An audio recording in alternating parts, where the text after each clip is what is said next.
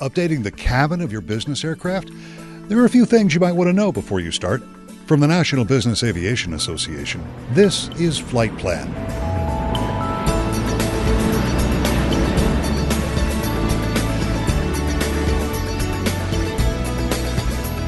I'm Pete Combs with your trusted source for business aviation news. What comes to mind when you think about redoing the cabin of your business aircraft? New seat covers? Some carpet?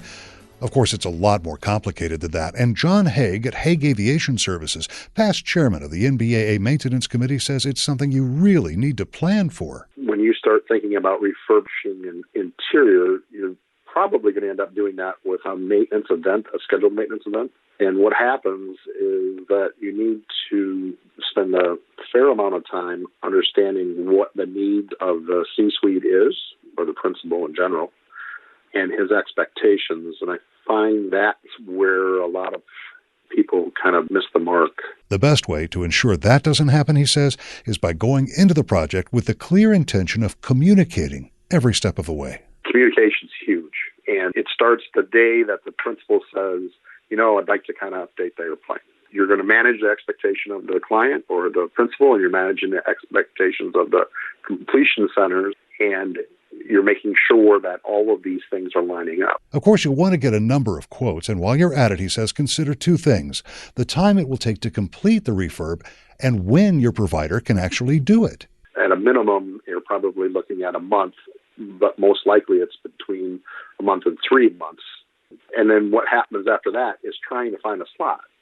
You're probably looking at 6 to 8 months of planning and finding a slot. Getting the interior just right means designing it the way the boss wants it done. One of your biggest challenges, then, is effectively presenting the options. One of the things a lot of the MROs, completion centers, are doing now is they're actually giving a complete artist concept drawing, usually done by a computer, which helps so much. And while you're at it, Haag suggests you get your principal to sign the drawing once it's finalized, because change can be terribly expensive. Well, you're going to be diplomatic, but one of the things that you can make the principal very aware of is the fact that when you do a change order, that this is going to cost you a fair amount of money. So if you pick the pink and, oh, no, I don't think I want to do that midstream, well, that means we got to go back several steps, and all of that costs money. So that's where that communication from the front is so important. And for that very reason, Haag says, you want to keep watch over the entire refurb process.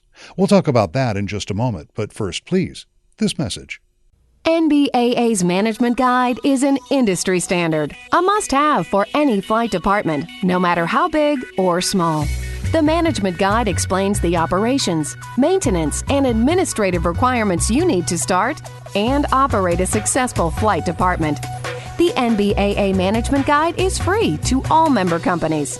Look for your copy when you join or as updates become available. And you can download the latest copy at nbaa.org/admin/management-guide. That's nbaa.org/admin/management-guide.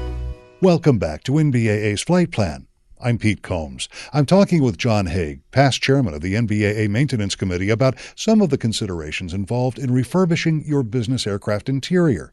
Managing the process, he says, is critical, and you always want to have a copy of the quote close at hand. You want to make the quotes extremely robust and as much data as you can get in there, because as you're going through and they're starting to work on it, there are going to be some things that fall through the cracks.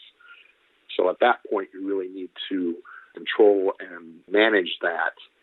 I'm pretty much a stickler on making sure that whatever is in that quote meets the requirements I gave them. And I don't want any gray area. And it's hard, but you really want to have the completion center kind of give you big points within the project that you need to be there for. That way, Jon says, you minimize the possibility of mistakes, and when they do happen, you're in a much better position to minimize their impact. For more news from the Maintenance Committee, check out this link, nbaa.org/maintenance. And that's the latest from the National Business Aviation Association. I'm Pete Combs. Thanks for listening to Flight Plan.